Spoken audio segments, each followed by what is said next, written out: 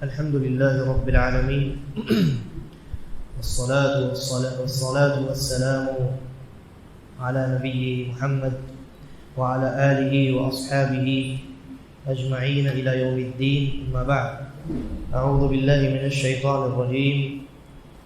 قل أتحاجوننا في الله وهو ربنا وربكم ولنا أعمالنا ولكم أعمالكم ونحن له مخلصون.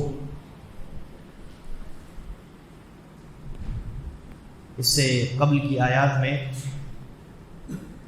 اللہ تبارک و تعالیٰ نے اس بات کا تذکرہ کیا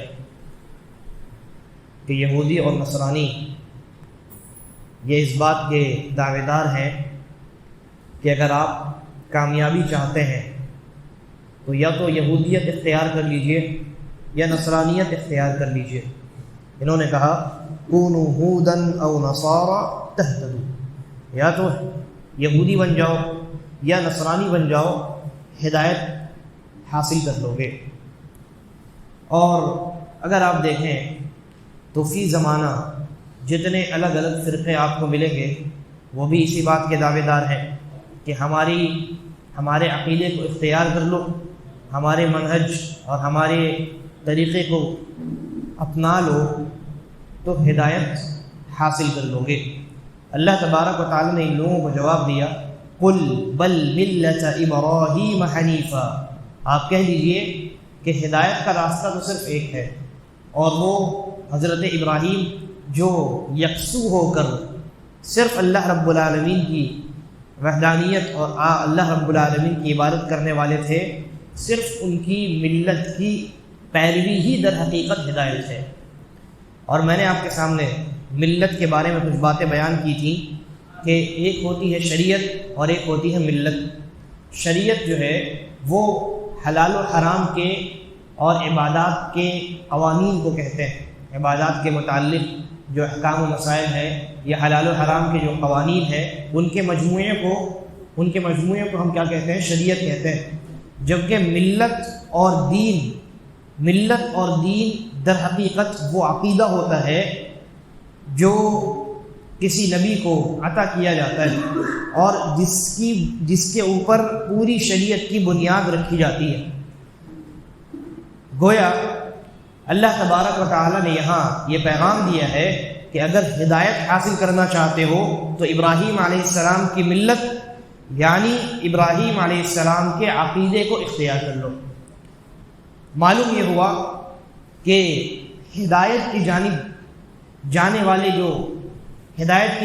والا جو راستہ ہے یا ہدایت کی طرف جانے والی جو سیڑھی ہے اس میں سب سے پہلا اسٹیپ عقیدہ ہے. اگر آپ نے عقیدے کو اپنے درست رکھا ہے تو در حقیقت آپ ہدایت کی جانب گامزن ہیں، اور اگر عقیدے کے معاملے میں آپ خلل کے شکار ہیں تو معاملہ مشکل میں ہو سکتا ہے. اس کے بعد اللہ تبارک و تعالی نے کئی باتیں ارشاد فرمائی. پھر یہ بھی فرمایا کہ فَإِنْ آمَنُوا بِمِثْلِ مَا آمَنْتُمْ بِهِ فَقَدِ اهْتَدَوْا، کہ بعد میں جو آنے والے لوگ ہیں یہ لوگ اگر تمہاری طرح ایمان لے آتے ہیں یعنی صحابہ کرام کی طرف تو یہ ہدایت حاصل کریں گے. تو ہدایت کا معیار اللہ تبارک و تعالی نے صحابہ کرام کو قرار دیا ہے. چنانچہ قیامت تک وہ لوگ ہدایت پر رہیں گے جو صحابہ کرام رضوان اللہ علیہم اجمعین کے طریقے اور ان کے منہج پر ہیں. اور وہ حدیث یاد کیجیے، اللہ کے نبی صلی اللہ علیہ وسلم نے فرمایا تھا کہ میری امت 73 فرقوں میں بٹے گی، ان میں 72 جہنمی ہیں اور 1 جنتی ہیں. صحابہ نے پوچھا ومن ہم یا رسول اللہ، کون ہیں وہ لوگ جو جنتی ہیں؟ وہ فرقہ وہ جماعت کون سی ہے جو جنتی جماعت؟ تو نبی اکرم صلی اللہ علیہ وسلم نے کیا فرمایا؟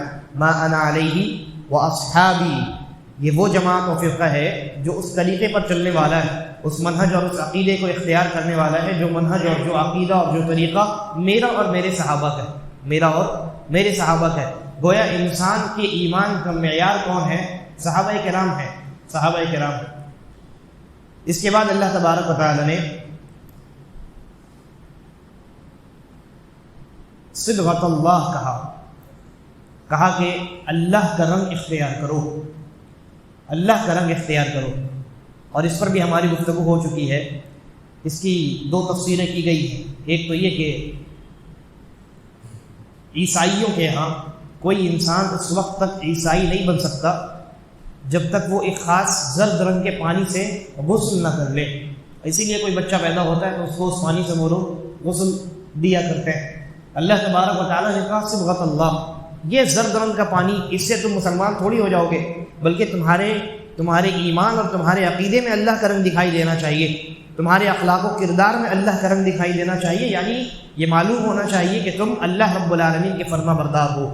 جیسے انسان عام اپنی زبانوں میں بھی اس طرح کے بعض جو ہے وہ محاورے استعمال کرتے ہیں کہ بھائی فلاں پر فلاں کا رنگ چڑھ گیا ہے، کہتے ہیں نا فلاں پر فلاں کا بہت اٹھتا بیٹھتا ہے فلاں آدمی کے ساتھ تو اس کا رنگ اس کے اوپر چڑھ گیا ہے، یعنی اس انسان سے جب ملاقات کی جائے تو ایسا لگتا ہے کہ وہ اس آدمی سے ملاقات کی جا رہی ہے، اس آدمی کا رنگ ڈھنگ اور اس کے اندر جو چیزیں ہیں، اس کے جو اخلاق و عادات، اس کا اثر اس انسان کی زندگی، اس انسان کے اخلاق و عادات پر دکھائی دیتا ہے۔ اللہ تبارک و تعالیٰ نے کہا صبغۃ اللہ، اللہ کا رنگ اختیار کرو، یعنی جب تمہیں کوئی دیکھے تو یہ معلوم ہو کہ تم اللہ والے انسان ہو۔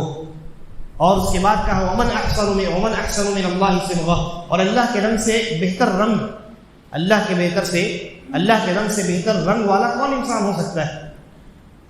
وَنَحْنُ لَهُ عَابِدُونَ، اللہ رب العالمین نے کہا کہ یہ لوگ کہتے ہیں کہ ہم اللہ رب العالمین ہی کی عبادت کرنے والے، یعنی مسلمانوں کی بات ہوئی، مسلمان اللہ رب العالمین ہی کی عبادت کرنے والے ہیں، جبکہ یہودیوں اور نصرانیوں کے ہاں شرک بھی پایا جاتا ہے، وہ اللہ کی بھی عبادت کرتے ہیں اور حضرت عیسیٰ کو اللہ کا بیٹا بھی بناتے ہیں، حضرت عزیر کو بھی اللہ کا بیٹا بناتے ہیں، تو ان کے ہاں شرک بھی موجود ہے اور عبادت بھی کرتے ہیں ان لوگوں کی، جبکہ مسلمان وہ ہوتا ہے اور جس کی زندگی میں اللہ کا رنگ دکھائی دے وہ صرف اللہ تبارک و تعالیٰ کی عبادت کرتا ہے۔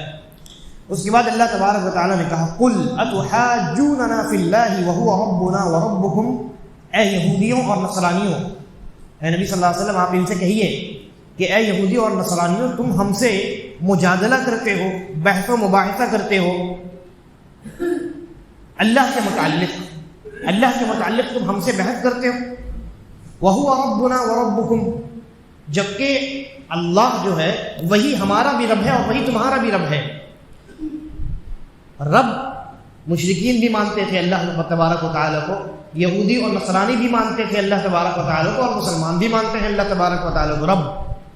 اللہ رب العالمین نے پہلے ربوبیت کا ان کو حوالہ دیا، جو لوگ اللہ رب العالمین کے ساتھ شرک کرتے ہیں اور اللہ کی عبادت کے ساتھ ساتھ غیر اللہ کی بھی عبادت کرتے ہیں، اللہ رب العالمین نے کہا نبی صلی اللہ علیہ وسلم آپ کہیے کہ اللہ کے بارے میں مجھ سے بحث و مباحثہ کرتے ہو کہ عبادت اس کی جائے کہ نہیں کی جائے، کسی اور کی جائے، جبکہ تم یہ مانتے ہو کہ ہمارا اور تمہارا رب وہی ہے۔ رب جب اللہ ہے تو ہم سے تم اللہ کے بارے متعلق جھگڑتے کیوں؟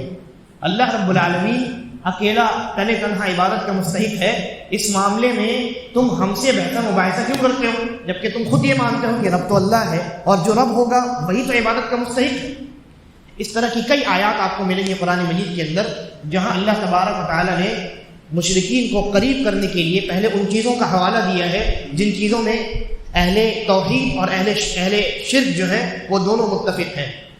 اللہ رب العالمین کو ایک ماننے میں یعنی ربوبیت کے اعتبار سے کہ رب صرف اللہ ہے، کائنات کو بنانے والا، زمین آسمان بارش وغیرہ برسانے والا، روزی اولاد دینے والا اللہ ہے، یہ عقیدہ اتفاقی عقیدہ ہے، یہ مشرکوں کا بھی عقیدہ ہے، یہودیوں اور نصرانیوں کا بھی عقیدہ ہے اور مسلمانوں کا بھی عقیدہ ہے۔ تو اللہ تبارک و تعالیٰ نے پہلے ان چیزوں کا تذکرہ کیا جن کے درمیان اتفاق ہے، تاکہ جب وہ قریب آ جائیں تو ان کو بتایا جائے کہ دیکھو تمہاری غلطی کہاں ہے۔ اللہ کے نبی صلی اللہ علیہ وسلم کو بھی حکم دیا گیا کہ آپ یہودیوں سے کہیے کہ دیکھو تم اللہ کے بارے میں ہم سے جھگڑتے ہو، بحث و مباحثہ کرتے ہو، عیسیٰ علیہ السلام کو اللہ بنا دیتے ہو، عزیر علیہ السلام کو اللہ بنا دیتے ہو یا اللہ کا حصہ بنا دیتے ہو، جبکہ تم تو یہ مانتے ہو ہماری طرح کہ ہمارا اور تمہارا رب اللہ ہے۔ جب ایسا ہے یہ تو اتفاقی چیز ہے۔ اب جہاں تم غلطی کر رہے ہو وہ کون سا مقام ہے؟ وہ عبادت کا مقام ہے۔ جب تم اللہ کو رب مانتے ہو تو اللہ کو الہ ماننے میں کیا حرج ہے؟ اور کون سی ایسی چیز ہے جو تمہیں منع کر رہی ہے اللہ رب العالمین کی عبادت کرنے سے؟ تنہا اللہ رب العالمین کی عبادت کرنے سے کون سی چیز روک رہی ہے؟ تو یہ اسلام کا طریقہ ہوتا ہے اور یہ دعوت کا ایک منہج بتلایا گیا ہے۔ دعوت جب آپ دیں کسی کو تو فوراً اختلافی مسائل پیش نہ کریں ان کے سامنے، فوراً اختلافی مسائل سے دعوت کی شروعات نہیں کی جاتی. پہلے دو چیزوں کا خیال رکھا جاتا ہے. پہلی چیز تو یہ کہ بنیاد دعوت میں آپ بنیادی چیزوں سے اپنی دعوت کا آغاز کریں، عقائد ہے یا اسی طریقے پر فرائض ہے نا. اور دوسری اس بات کا خیال رکھنا ہے کہ پہلے اختلافی مسائل ڈسکس کرنے سے اجتناب کیا جائے، پہلے اتفاقی مسائل ڈسکس کیے جائیں، اور اختلافی مسائل کو اگنور بھی نہیں کرنا ہے. ایسا نہیں ہے کہ صرف اتفاقی مسائل ہم نے تذکرہ کر دیا ان کا، اور ان کے اختلافی جو جن مسائل میں وہ باطل پر ہیں ان کو انہیں چھوڑ دیا انہیں کی حالت میں، ایسا نہیں. بلکہ ابتدا میں ان کو قریب کرنے کے لیے آپ اتفاقی مسائل کا تذکرہ کیجیے. جیسے آپ کسی ایسے انسان سے ملتے ہیں جو بیچارہ جہالت کی وجہ سے یا کسی وجہ سے شرک میں مبتلا ہے، اپنے آپ کو کہتا ہے مسلمان ہے لیکن شرک کرتا ہے، بدعات میں مبتلا ہے، تو دعوت دینے کا طریقہ کیا ہونا چاہیے؟ دعوت دینے کا طریقہ یہ ہونا چاہیے کہ اس انسان کو پہلے آپ توحید سکھلائیں، توحید پر بات کریں. توحید وہ مانتے ہیں اور یہ بھی مانتے ہیں کہ ہاں شرک سے اجتناب کرنا چاہیے، لیکن وہ پھنستے کہاں پر ہیں، غلطی کہاں سے ہوتی ہے، کہاں پر ہوتی ہے؟ غلطی ان سے یہاں پر ہوتی ہے کہ وہ اپنے عمل کو شرک نہیں مانتے. دیکھیے وہ مانتے ہیں کہ ہاں اللہ رب العالمین کی توحید کو برقرار رکھنا چاہیے، شرک سے اجتناب کرنا چاہیے، لیکن اگر آپ ان کو کہیں کہ یہ تمہارا عمل شرک ہے، وہ کہیں گے نہیں یہ شرک نہیں. تو پہلے ان کو قریب کیجیے، ان کی بنیاد مضبوط کیجیے کہ توحید کے لیے، اپنی عبادت کے لیے خالص اللہ نے ہمیں دنیا میں پیدا کیا اور شرک سے ہمیں بچنے کی تلقین فرمائی اور حکم دیا، اور تمام انبیاء کو اسی لیے بھیجا تاکہ دنیا والوں کو شرک سے پاک کریں، شرک سے منزہ کریں. پھر اس کے بعد دوسرا اسٹیپ آپ لیجیے ان کی غلطی، پھر اس کے بعد آپ ان کے سامنے رکھیے کہ دیکھیے آپ کا یہ جو عمل ہے یہ شرک ہے، یا آپ کا یہ جو عمل ہے شریعت کے خلاف ہے. تو یہ طریقہ ہونا چاہیے دعوت کا. اس کے بعد اللہ تبارک و تعالیٰ نے کہا ام تقولون ان ابراہیم و اسماعیل و اسحاق و یعقوب والاسباط كانوا هودا او نصارى، یعنی تم ہم سے ایک تو یہ کہ جھگڑتے ہو اللہ کے معاملے میں، یا تمہارا کیا یہ دعویٰ ہے؟ اور حقیقت میں ان کا یہ دعویٰ تھا، وہ کہتے تھے کہ ابراہیم، اسماعیل اور جتنے انبیاء ہیں وہ یا تو یہودی تھے یا تو نصرانی تھے. تو اللہ تبارک و تعالیٰ نے کہا کیا تم یہ کہتے ہو کہ ابراہیم، اسماعیل، اسحاق، یعقوب اور ان کی ذریت میں جو انبیاء پیدا ہوئے وہ یا تو یہودی تھے یا نصرانی تھے؟ کیا تمہارا یہ دعویٰ ہے؟ یہ دعویٰ تو ان کا باطل ہے، کیونکہ آپ دیکھیے حضرت موسیٰ علیہ السلام ابراہیم علیہ السلام کے بعد آئے ہیں، عیسیٰ علیہ السلام تو سب سے اخیر میں آئے ہیں، آخری نبی ہے، نبی اکرم صلی اللہ علیہ وسلم یعنی سیکنڈ لاسٹ نبی ہے وہ عیسیٰ علیہ السلام. تو اگر یہ کہا جائے کہ ابراہیم علیہ السلام یہودی ہیں، جبکہ یہودیت جو ہے یعنی حضرت موسیٰ علیہ السلام کی جو شریعت ہے وہ تو ابھی نازل ہی نہیں ہوئی ہے، ابھی تورات نازل ہی نہیں ہوا. اور عیسیٰ علیہ السلام کی بات کی جائے تو وہ بھی ایک دم بالکل اخیر میں نازل ہونے والے نبی ہیں، اور ان کے اوپر کتاب بھی ان کے زمانے میں ان کے اوپر نازل ہوئی ہے. تو یہ کیسے ممکن ہے کہ حضرت یعنی ابراہیم علیہ السلام اور اسماعیل علیہ السلام اور اسی طریقے پر حضرت یعقوب علیہ السلام یہ سب یہودی یا نصرانی ہو جائیں، کیونکہ ان کے بعد حضرت موسیٰ اور عیسیٰ علیہ السلام تشریف لائے ہیں. تو ایک تو ان کا دعویٰ ایسا ہی باطل ہے. دوسرا اللہ رب العالمین نے ایک اور طریقے سے رد فرمایا ہے، چنانچہ فرمایا کہ کیا تم یہ کہتے ہو کہ ابراہیم، اسماعیل، اسحاق، یعقوب اور ان کی ذریت میں جتنے انبیاء پیدا ہوئے وہ سب کے سب یا تو یہودی تھے یا نصرانی تھے؟ قل، اے نبی صلی اللہ علیہ وسلم ان سے کہیے اانتم اعلم ام اللہ، تم زیادہ علم رکھنے والے ہو یا اللہ کو زیادہ علم ہے؟ تمہیں زیادہ علم ہے یا اللہ کو زیادہ علم ہے؟ یعنی اللہ تبارک و تعالی نے ان انبیاء کے متعلق کہیں یہ نہیں فرمایا کہ یہودی تھے یا نصرانی تھے. اور اللہ تبارک و تعالی نے یہ موسیٰ علیہ السلام کی شریعت اور عیسیٰ علیہ السلام کی شریعت ان لوگوں کے بعد نازل فرمائی، تو یہ یہودی نصرانی کہاں سے ہو سکتے؟ تو اللہ نے کہا قل انتم اعلم ام اللہ، آپ کہیے اے نبی صلی اللہ علیہ وسلم ان لوگوں سے کہ تم زیادہ علم رکھتے ہو کہ اللہ رب العالمین کو زیادہ علم ہے. اس کے بعد فرمایا ومن اظلم ممن كتم شهادة عنده من اللہ، اور اس سے بڑا ظالم کون ہوگا جو اللہ رب العالمین کی جانب سے جو گواہی ان تک پہنچی ہے اس گواہی کو چھپا لے.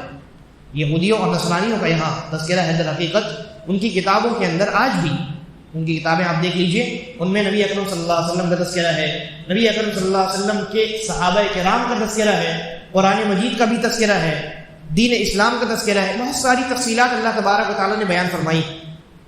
بلکہ حضرت عیسیٰ علیہ السلام کے بارے میں قرآن میں اللہ نے کہا کہ انہوں نے باضابطہ احمد نبی ایک آنے والے ہیں جن کا نام احمد ہوگا، اسلام کی صراحت کے ساتھ اپنی قوم کو نبی اکرم صلی اللہ علیہ وسلم کی خبر دی ہے. تو اللہ تبارک و تعالیٰ نے کہا جو گواہی ان تک پہنچی ہے ان گواہیوں کو چھپانے والے سے بڑا اور کون ظالم ہو سکتا ہے، مجرم کون ہو سکتا ہے؟ وَمَا اللَّهُ بِغَافِلٍ عَمَّا تَعْمَلُونَ، اور تم جو کرتے ہو، تمہاری جو حرکتیں ہیں، تم گواہیوں کو چھپا لیتے ہو، اللہ رب العالمین تمہاری ان حرکتوں سے غافل نہیں ہے۔ فرمایا تِلْكَ أُمَّةٌ، تمہارے جو باپ دادا گزر گئے، قد خلت، جتنے انبیاء پیدا ہوئے، ابراہیم علیہ السلام سے لے کر کے عیسیٰ علیہ السلام تک جتنے انبیاء پیدا ہوئے وہ سب تو گزر گئے، لہا ما کسبت ولکم ما کسبتم، ان کے اعمال ان کے ساتھ، تمہارے اعمال تمہارے ساتھ، یعنی تمہاری ذریت میں، تمہاری نسل میں، تمہارے آباء و اجداد میں بڑے بڑے انبیاء پیدا ہوئے، اس کا تمہیں کوئی فائدہ نہیں ہونے والا۔ یہ مت سمجھو کہ ہم تو جنتی ہیں، ہم تو جنت کے جہنم کے اندر داخل نہیں کیے جائیں گے، بڑے بڑے ان کے دعوے ہیں یہودیوں اور نصرانیوں کے۔ تو اللہ تبارک و تعالیٰ نے کہا لہا ما کسبت، وہ جو امت گزر گئی، جو قومیں گزر گئی، جو انبیاء گزر گئے، انہوں نے جو اعمال کیے، انجام دیے دنیا کے اندر، ان کو ان کے اعمال کا بدلہ قیامت میں دیا جائے گا۔ ان کے اعمال سے تمہارے اعمال کا کوئی تعلق نہیں۔ تو انسان کو اپنے خاندان کی بنیاد پر فخر نہیں کرنی چاہیے، اس لیے کہ ہر انسان قیامت کے دن وہی حاصل کرے گا جو اس نے خود انجام دیا ہے، اس کے باپ دادا نے کیا کیا ہے، اس کے انسان کا کوئی تعلق نہیں ہے۔ لہا ما کسبت ولکم ما کسبتم ولا تسألون عما كانوا يعملون، انہوں نے جو کیا، انہوں نے دنیا کے اندر نبوت اور رسالت والی جو زندگی گزاری ہے، تم سے ان اعمال کے بارے میں، ان نیک اعمال کے بارے میں نہیں پوچھا جائے گا۔ تم سے جو پوچھا جائے گا وہ تمہارے اپنے اعمال کے بارے میں پوچھا جائے گا، تو اپنے اعمال کی فکر کرو، ان کا حوالہ دینا چھوڑ دو۔ اس کے بعد دوسرے پارے کی شروعات ہوتی ہے۔ اللہ تبارک و تعالیٰ نے یہاں اس واقعے کا تذکرہ کیا ہے کہ جب مسلمان پہلے بیت المقدس کی جانب رخ کر کے نماز پڑھتے تھے، اور پھر اللہ رب العالمین کا حکم نازل ہوا کہ اب قبلہ چینج کر دیا جائے۔ اللہ تبارک و تعالیٰ نے فرمایا سَيَقُولُ السُّفَهَاءُ مِنَ النَّاسِ، بہت جلد لوگوں میں جو بے وقوف لوگ ہیں وہ کہیں گے مَا وَلَّاهُمْ عن قبلتهم التي كانوا عليها، مسلمانوں کو کس چیز نے ان کے پرانے قبلے سے پھیر دیا، کس چیز نے انہیں پرانے قبلے کو چھوڑنے پر مجبور کیا۔ اللہ رب العالمین فرماتا ہے قل، اے نبی صلی اللہ علیہ وسلم آپ ایسے لوگوں سے کہیے للہ المشرق والمغرب، چاہے مشرق ہو یا مغرب ہو، یعنی سیم ڈائریکشنز، یہ سب اللہ رب العالمین کا ہے۔ یہدی من یشاء الی صراط مستقیم، اللہ رب العالمین جسے چاہے سیدھے راستے کی ہدایت دے سکتا ہے۔ یہاں اللہ رب العالمین نے نبی اکرم صلی اللہ علیہ وسلم کو پہلے ہی خبر دے دی کہ قبلہ چینج ہونے والا ہے، اور جب قبلہ چینج ہوگا تو لوگوں میں کچھ بے وقوف لوگ ہیں، وہ اعتراض کریں گے کہ کیا بات ہے، مسلمان ابھی بیت المقدس کی جانب رخ کر کے نماز پڑھ رہے تھے، پھر ان کا قبلہ چینج ہو گیا، کعبہ ہو گیا۔ یہ اعتراض کریں گے کب؟ جب یہ حکم نازل ہوگا۔ اللہ رب العالمین نے پہلے ہی نبی اکرم صلی اللہ علیہ وسلم کو اس اعتراض کا بتا دیا اور اس اعتراض کا جواب بھی سکھا دیا۔ چنانچہ فرمایا کچھ لوگوں میں کچھ بے وقوف لوگ ہوں گے۔ بے وقوف لوگوں سے کیا مراد ہے؟ حضرت ابراہیم علیہ السلام کا بھی پچھلی آیات میں جو اللہ نے تذکرہ کیا تھا تو فرمایا تھا وَمَن يَرْغَبُ عَن مِلَّةِ إِبْرَاهِيمَ إِلَّا مَنْ سَفِهَ نَفْسَهُ، ابراہیم علیہ السلام کی ملت سے وہی انسان اعراض کرے گا جو بے وقوف ہوگا، یعنی جو ابراہیم علیہ السلام کی شریعت سے اعراض کرنے والے لوگ ہیں، یعنی جو توحید والا عقیدہ ہے اس عقیدے سے منحرف لوگ ہیں، وہی لوگ در حقیقت بے وقوف ہیں۔ ہو سکتا ہے دنیا میں بہت عقل مند ہو، بہت بڑے چالاک ہو، اور دنیا میں بڑے یعنی علامہ اور فہامہ سمجھے جاتے ہوں، لیکن دینی معاملات میں چونکہ وہ منحرف ہیں، صحیح عقیدے سے بگڑے ہوئے ہیں، اللہ رب العالمین نے ان کو بے وقوف کہا، ان کو اللہ نے بے وقوف کہا سیقول السفہاء من الناس، لوگوں میں عن قریب بے وقوف لوگ کہیں گے دین کے معاملے میں جو منحرف ہیں، گمراہ ہیں، کیا کہیں گے؟ ما ولاہم عن قبلتہم التی کانوا علیہا، یہ مسلمانوں کو بیت المقدس چھوڑنے پر کس نے مجبور کیا؟ ابھی تو ایک لمبے عرصے تک انہوں نے بیت المقدس یا مقدس کی جانب رخ کر کے نماز ادا کیا، پھر دیکھو آج انہوں نے اپنا قبلہ چینج کر لیا، یعنی وہ اعتراضاً یہ بات کہیں گے، آبجیکشن کریں گے اور مذاق بھی اڑائیں گے کہ کیا بات ہے، یہ مسلمانوں کا معاملہ بڑا عجیب ہے، آج ایک طرف رخ کرتے ہیں کل دوسری طرف رخ کر لیتے ہیں، مذاق اڑائیں گے وہ۔ تو اللہ تبارک و تعالیٰ نے کہا اور حقیقت یہ ہے کہ نبی اکرم صلی اللہ علیہ وسلم نے ابتدائی اسلام میں کل 16 یا 17 مہینے بیت المقدس کی جانب رخ کر کے نماز ادا کی. اور مدینے میں آپ دیکھیے گا اگر تو مدینے میں جب بیت المقدس کی جانب رخ کیا جاتا ہے تو خانہ کعبہ پیٹھ کے پیچھے پڑتا ہے. تو بالکل اپوزٹ ہو گیا نا. 16-17 مہینے تک اللہ کے نبی صلی اللہ علیہ وسلم نے بیت المقدس کی جانب رخ کر کے نماز ادا کی, اور پھر جب حکم نازل ہوا تو تھوڑا سا ادھر ہونے کا حکم نازل نہیں ہوا, بالکل اپوزٹ گم جانے کا حکم نازل ہوا. اگر خانہ کعبہ کی جانب رخ کیا جائے تو بیت المقدس بالکل پیچھے پڑتا ہے. تو یہ اچانک اتنی بڑی تبدیلی, مکمل طریقے سے ٹرن ہو جانا, یہ یہودیوں کو برداشت نہیں ہوا, اور انہوں نے ایک مدعا بھی بنا لیا کہ یہ کیسا اسلام اور مسلمان ہے کہ بھائی آج یہاں کل وہاں.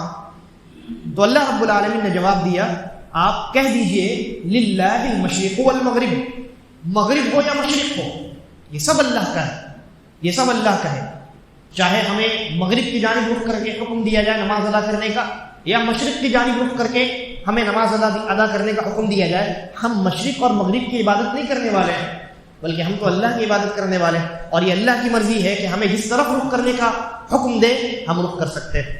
بعض آپ غور کیجئے گا, شریعت میں آپ کو معلوم ہوگا کہ بعض ایسے اعمال ہیں جو کبھی حرام ہیں اور بعد میں جا کر کے حلال ہو گئے. آپ دیکھیے حضرت وہی سجدہ ہے کہ جس سجدے کو اللہ رب العالمین نے فرشتوں پر واجب کیا حضرت آدم علیہ السلام کے لیے, اور اس سجدے سے انکار کرنے والا جو ابلیس تھا وہ قیامت تک کے لیے راندہ درگاہ ہوا, جنت سے نکال دیا گیا, اللہ رب العالمین کی لعنت کا مستحق ہے نا. اور ہماری شریعت میں وہی سجدہ ہے جسے کسی آدم کی اولاد کے لیے کرنے کی اجازت نہیں. فرشتوں نے آدم علیہ السلام کو سجدہ کیا, لیکن ہمارے لیے آدم علیہ السلام کی کسی ایک اولاد کے سامنے سجدے کو, اپنے سر کو جھکانا, سجدہ کرنا جائز نہیں. تو اللہ رب العالمین کی مرضی ہے, وہ چاہے جس عبادت کو جب چاہے حلال کرے, جب چاہے حرام کرے, اور ہم اس کے حکم کے تابع ہیں. اس لیے کہ ہم ان اعمال کی عبادت نہیں کرتے ہیں, ہم تو اللہ کی عبادت کرتے ہیں. تو اللہ تبارک و تعالیٰ نے کہا آپ کہہ دیجئے مشرق ہو یا مغرب سب اللہ کا ہے,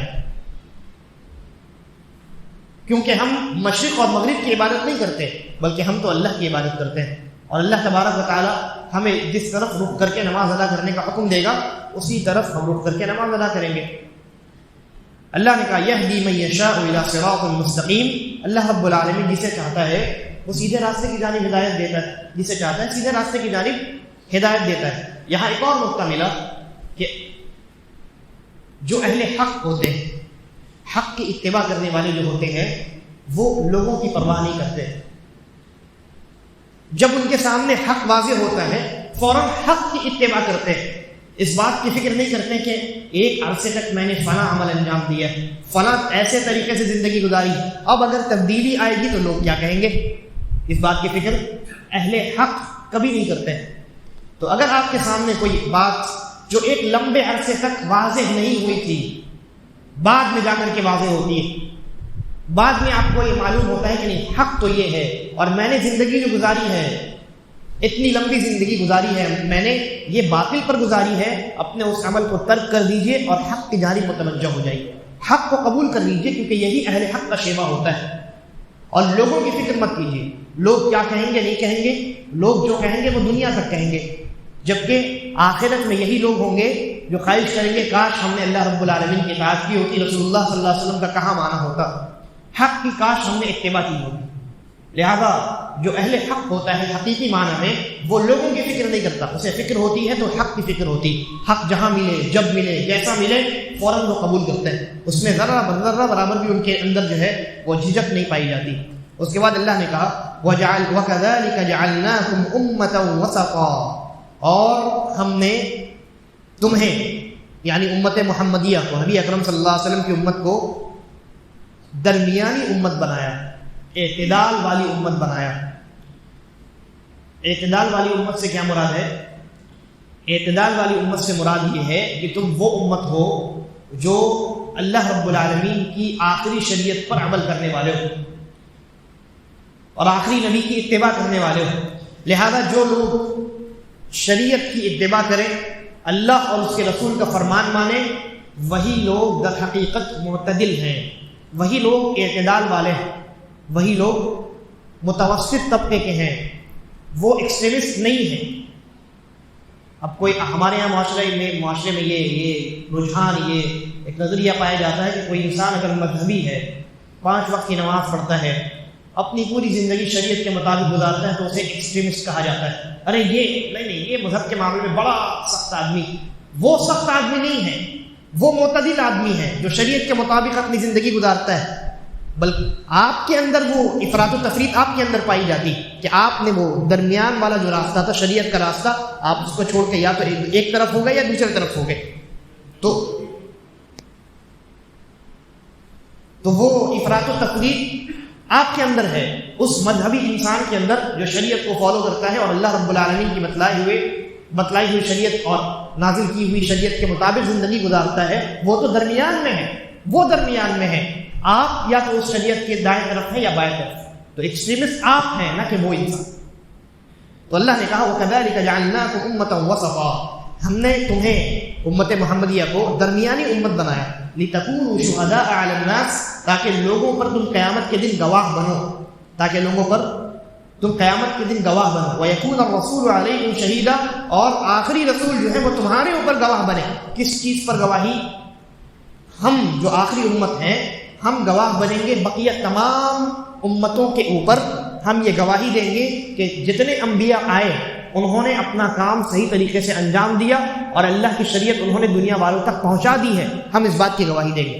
اچھا، تو سوال پیدا ہوگا، ہم نے تو دیکھا نہیں، ہم نے دیکھا ہے پچھلے جتنے انبیاء آئے اور ان کی قوموں کا ہم نے دیکھا ہے؟ نہیں دیکھا، تو گواہی کیسے دیں گے؟ اس لیے گواہی دیں گے کیونکہ ہم نے گرچہ اپنی آنکھوں سے نہیں دیکھا ہے، لیکن خود اللہ تبارک و تعالیٰ نے ہمیں خبر دی، خود اللہ نے اپنے آخری نبی کے ذریعے سے تمام پچھلی امتوں اور ان کے درمیان نازل ہونے والے نبیوں اور ان کے درمیان نازل ہونے والی بعض کتابوں کی ہمیں خبر دی ہے، اور اللہ رب العالمین کی جانب سے جو خبر ہوتی ہے وہ یقین کے درجے کی ہوتی ہے، تو ہمیں یقین ہے، گرچہ ہم نے اپنی آنکھوں سے نہیں دیکھا، لہٰذا ہم گواہی دیں گے قیامت کے دن۔ امت محمدیہ تمام بقیہ امتوں کے خلاف گواہی دے گی، یہ کہے گی کہ تمام انبیاء نے اپنا کام صحیح طریقے سے کیا اور اللہ کی دین کو پہنچا دیا، لیکن ان لوگوں کے اندر جو لوگ گمراہ تھے اور جو لوگ تکبر میں مبتلا تھے، ان لوگوں نے قبول نہیں کیا اس شریعت۔ پھر رسول اللہ صلی اللہ علیہ وسلم اس امت کے خلاف بھی گواہی دیں گے۔ اللہ نے کہا وَيَكُونَ الرَّسُولُ عَلَيْكُمْ شَهِيدًا، اور رسول اللہ صلی اللہ علیہ وسلم تمہارے خلاف، تمہارے اوپر نہیں، تمہارے خلاف گواہی دیں گے۔ کیا مطلب خلاف گواہی دیں گے؟ یعنی اللہ کے رسول صلی اللہ علیہ وسلم قیامت میں اس بات پر گواہی دیں گے کہ میں نے، اے اللہ، تجھ سے جو شریعت، تیرے جن قوانین کو میں نے حاصل کیا تھا، جو دین اور جو شریعت تھی، میں نے مکمل طور پر ان کو پہنچا دیا تھا، میں نے حجت تمام کر دی تھی، اور دنیا میں بھی آپ نے اس بات کی گواہی دی ہے نا۔ لاکھ سوالات کا مجمع صحابہ کرام کا جو حجۃ الوداع کے موقع پر آپ نے صحابہ کرام سے پوچھا، اتنی بڑی جماعت موجود تھی، ان تمام سے پوچھا کہ الا هل بلغت، میں نے پہنچا دیا کہ نہیں پہنچا دیا؟ اللہ کی شریعت کو تم تک پہنچا دیا یا میں نے چھپا دیا؟ صحابہ کرام نے یک زبان ہو کر کے ایک مرتبہ میں کہا کہ اللہ کے رسول، آپ نے پہنچا دیا، آپ نے اپنی ذمہ داری مکمل کی۔ تو اللہ کے نبی صلی اللہ علیہ وسلم نے اللہ تبارک و تعالیٰ کو گواہ بنا دیا۔ چنانچہ قیامت کے دن بھی اللہ کے نبی صلی اللہ علیہ وسلم اپنی امت کے اوپر گواہ ہوں گے کہ میں نے اپنی ذمہ داری مکمل طور پر نبھائی تھی۔ اب جو لوگ گمراہ ہوئے وہ ان کی اپنی غلطی تھی، اللہ نے کہا وما جعلنا القبلة التي كنت عليها الا لنعلم من يتبع الرسول ممن ينقلب على عقبيه۔ اب جہاں تک قبلے کی تبدیلی کا معاملہ ہے تو حکمت تو ہونی چاہیے نا۔ اللہ رب العالمین نے ایک قبلے کی جانب رخ کر کے نماز پڑھنے کا حکم دیا، پھر قبلہ چینج کر دیا، تو لوگوں نے اعتراض کیا۔ اس تبدیلی کی حکمت کیا ہے؟ اللہ رب العالمین نے فرمایا اور ہم نے جو قبلہ متعین کیا تھا اور پھر بعد میں قبلہ تبدیل کر دیا گیا، وہ اس لیے کیا گیا کیونکہ یہ جان لیں کہ تم میں سے کون انسان رسول کی اتباع کرنے والا ہے اور کون اپنی ایڑیوں کے بل واپس لوٹ جانے والا ہے، کون اپنی ایڑیوں کے بل یعنی انحراف کرنے والا ہے، کون ہے جو رسول کی بات کو تسلیم کرنے والا ہے، رسول یہاں رخ کر کے نماز پڑھنے کا حکم دے وہاں رخ کر کے نماز ادا کریں گے، اور اگر رسول کہے کہ یہ اللہ کا حکم ہے اس کی اپوزٹ ڈائریکشن میں رخ کرو اور وہاں نماز ادا کرو، اس طرف رخ کر کے نماز ادا کریں گے۔ تو یہ ایک امتحان تھا، ایمانی امتحان تھا ان لوگوں کا جو اس وقت ایمان لائے۔ بہت سارے لوگ اس زمانے میں اسی بنیاد پر یہودیوں کے برگلانے کی وجہ سے مرتد بھی ہوئے، یعنی امتحان میں فیل ہو گئے۔ اور دوسری طرف بہت سارے صحابہ کرام ہیں، جیسا کہ حدیث کے اندر آتا ہے، مسجد قباء کا تذکرہ ہے کہ صحابہ کرام جو ہے وہ دوران نماز ادا کر رہے تھے، ظہر یا عصر کی نماز تھی، تو ایک آواز ندا دینے والے نے آواز لگائی اور کہا کہ قبلہ تبدیل ہو گیا ہے، قبلہ تبدیل ہو چکا ہے، رسول اللہ صلی اللہ علیہ وسلم پر وحی نازل ہو چکی ہے۔ صحابہ کرام نماز ہی میں دوسری طرف گھوم گئے، ہے نا۔ انہوں نے ذرہ برابر بھی تأمل نہیں کیا کہ ذرا دیکھے ذرا کیا معاملہ ہے، کہیں کچھ نہیں۔ ایک سچے آدمی نے، معتمد آدمی نے آ کر کے خبر دی، صحابہ کرام نے یقین کیا اور فوراً اللہ کے حکم کی تعمیل فرمائی۔ تو یہ امتحان تھا، بہت بڑا امتحان، یہ بہت بڑا امتحان تھا۔ تو اللہ رب العالمین نے کہا یہ تمام معاملات اس لیے ہوئے تاکہ ہم جان لیں کہ تم میں سے کون رسول کی اتباع کرنے والا ہے اور کون ایڑیوں کے بل پیچھے ہٹ جانے والا ہے۔ اچھا، اللہ رب العالمین جان لے کا کیا معنی ہے؟ اللہ تو پہلے سے جانتا ہے نا، اللہ کو تو سب معلوم ہے کون امتحان میں پاس ہوگا اور کون امتحان میں فیل ہوگا، لیکن اللہ نے کہا کہ ہم جان لیں، اس لیے ہم نے ایسا کیا۔ یہاں در حقیقت جاننے کا مطلب اللہ کو پہلے سے علم ہے، لیکن اس علم کا ظہور مقصد ہے، اس علم کا ظہور مقصد، یعنی اللہ کو پہلے سے معلوم ہے لیکن ہمیں تو نہیں معلوم۔ اللہ کو معلوم ہے، اللہ کا علم اللہ کے پاس ہے، لیکن اللہ کیا جانتا ہے، اللہ کے علم میں کیا ہے، یہ ہمیں تو نہیں معلوم ہے۔ تو اللہ تبارک و تعالیٰ اپنے علم کو ظاہر کرتا ہے ان امتحانات کی بنیاد پر۔ اللہ تبارک و تعالیٰ، اللہ جانتا ہے کہ فلاں انسان اس امتحان میں ڈٹ کر رہے گا، کامیاب ہو جائے گا، اور فلاں انسان مرتد ہو کر کے اسلام سے خارج ہو جائے گا، فیل ہو جائے گا، لیکن ہم تو نہیں جانتے۔ چنانچہ اللہ تبارک و تعالیٰ ایسے امتحانات اس لیے متعین کرتا ہے تاکہ اللہ رب العالمین کا علم ظاہر ہو جائے، اللہ اپنے علم کو ظاہر کر دے اور لوگ اپنی آنکھوں سے یہ دیکھ لے کہ اس امتحان میں کون پاس ہوا کون فیل ہوا۔ اور اس کا ایک دوسرا مقصد بھی ہے جس کو علماء نے بیان کیا ہے کہ لوگوں کے سامنے جب امتحان کے نتیجے میں یہ ظاہر ہو جائے گا کہ کون پاس ہوا اور کون فیل ہوا، تو انہیں کے اعتبار سے، انہیں رزلٹس کے اعتبار سے انہیں جزا اور بدلہ دیا جائے گا، کیونکہ صرف اللہ کے علم میں کوئی بات ہے، اللہ تبارک و تعالیٰ اس بنیاد پر کسی کو بدلہ نہیں دیتا جب تک ثابت نہ کر دے، جب تک اللہ تبارک و تعالیٰ بالکل واضح نہ کر دے۔ تو اللہ رب العالمین نے دنیا میں ہمیں بھیجا ہی اسی لیے، اور دنیا مکمل آزمائش ہے، اور دنیا کے اندر بھی مختلف آزمائشیں ہیں۔ ان تمام آزمائشوں کا مقصد کیا ہے؟ اللہ تو پہلے سے جانتا ہے کون ان آزمائشوں میں پاس ہوگا کون فیل ہوگا، لیکن اللہ تبارک و تعالیٰ نے ہمارے اوپر حجت اور دلیل قائم کرنے کے لیے دنیا میں ان تمام آزمائشوں کو پیدا فرمایا ہے۔ تو جب انسان آزمائش سے گزرتا ہے اور کامیاب ہو جاتا ہے تو اس کی کامیابی کی بنیاد پر اس کو بدلہ دیا جاتا ہے، اچھا بدلہ، اور جو انسان ناکام ہو جاتا ہے اس انسان کو برا بدلہ دیا جاتا ہے۔ چنانچہ وہ انسان اب قیامت میں اعتراض نہیں کر پائے گا کہ مجھے کیوں برا بدلہ دیا گیا، کیونکہ اس نے امتحان دیا ہے اور خود اس نے ناکامی حاصل کی ہے، اس کی اپنی غلطی ہے۔ تو اللہ رب العالمین نے کہا کہ ہم نے یہ جو معاملات ہم نے متعین کی قبلے کی تبدیلی وغیرہ کا، یہ اس لیے تاکہ لوگوں کو ہم پرکھ لیں اور جان لیں۔ اور اللہ نے کہا وَإِن كَانَتْ لَكَبِيرَةً إِلَّا عَلَى الَّذِينَ هَدَى اللَّهُ، جن لوگوں کو اللہ نے ہدایت دی ہے ان کے علاوہ کسی اور پر قبلے کی تبدیلی مشکل اور شاق نہیں گزری۔ جن لوگوں کو ہم نے ہدایت نہیں دی ہے، اللہ نے جن لوگوں کو ہدایت دی ہے وہ بہت آسانی سے اس حکم کو ماننے والے ہیں، لیکن اللہ نے جن کو ہدایت نہیں دی ہے ان لوگوں پر قبلے کی تبدیلی ہو یا دیگر دوسرے معاملات، ان کا انجام دینا بہت ٹف، بہت مشکل ہے، بہت مشکل، وہ برداشت نہیں کر پاتے ہیں۔ جبکہ اللہ نے جن کو ہدایت دی ہے وہ بس یہ دیکھتے ہیں کہ اللہ کا حکم کیا ہے۔ اللہ کا حکم ہے اس طرف رک کر کے نماز ادا کرنا، وہاں کرتے ہیں، اس طرف رک کر کے نماز ادا کرنا، اس طرف کرتے ہیں۔ تو اللہ نے کہا وَإِن كَانَتْ لَكَبِيرَةً إِلَّا عَلَى الَّذِينَ هَدَى اللَّهُ، کہ یہ قبلے کی تبدیلی بڑا سخت معاملہ تھا، لیکن جن کو اللہ نے ہدایت دی ہے ان کے لیے بڑا آسان معاملہ ہے۔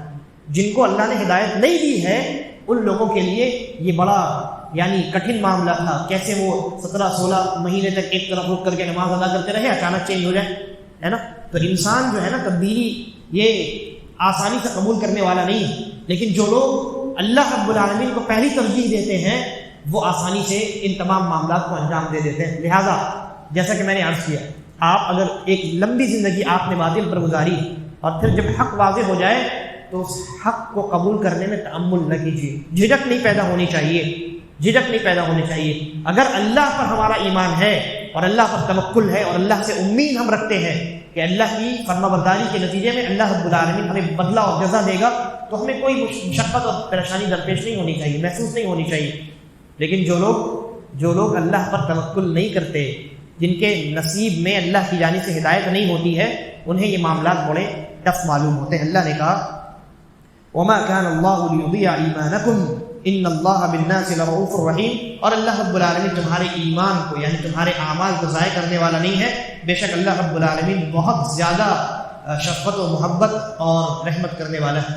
اس آیت کے صحیح ٹکڑے پر انشاءاللہ اگلے درس میں ہماری گفتگو ہوگی۔ اللہ نے یہ جو فرمایا نا وَمَا كَانَ اللَّهُ لِيُضِيعَ إِيمَانَكُمْ، اللہ رب العالمین تمہارے ایمان کو، یہاں ایمان سے مراد عمل ہے، تمہارے عمل کو برباد نہیں کرے گا۔ اور یہاں کون سا عمل ہے؟ یہاں اصل میں وہ عمل مراد ہے، بلکہ یہ کہہ لیجیے وہ نمازیں مراد ہیں جو قبلے کی تبدیلی سے پہلے مسلمانوں نے ادا کی۔ یہودیوں کا ایک دوسرا آبجیکشن بھی تھا کہ اچھا تم نے قبلہ تبدیل کر لیا تو ذرا یہ بتاؤ کہ جو 16-17 مہینے تک تم نے بیت المقدس کی جانب اٹھ کر کے نماز ادا کیا، وہ نمازیں کیا ہوئی؟ وہ نمازیں باطل ہیں صحیح؟ تو اللہ نے اس کا جواب دیا ہے، اس پر ہماری گفتگو انشاءاللہ اگلے درس میں ہوگی۔ آج بھی آپ دیکھیں معاشرے میں لوگ سوال کرتے ہیں، جب آپ ان کو صحیح عقیدہ بتلائیں یا صحیح مسائل کی جانب ان کی رہنمائی کریں تو وہ کیا کہتے ہیں؟ اچھا ہمارے باپ دادا انہوں نے ایسے طریقے پر نماز ادا کی، وہ اس عقیدے پر زندہ رہے تو کیا وہ سب کے سب جہنم میں جائیں گے؟ اللہ نے اس کا جواب یہاں اس آیت کریمہ میں دیا ہے۔ انشاءاللہ اگلے درس میں ہماری گفتگو اس آیت کے آخر ٹکڑے پر ہوگی۔ اللہ تبارک و تعالی ہم تمام کو قرآن فہمی کی توفیق بخشے اور ہم تمام کا خاتمہ ایمان اور اسلام پر کرے۔ ھذا واللہ اعلم وصلی اللہ علی نبینا وسلم۔ السلام علیکم۔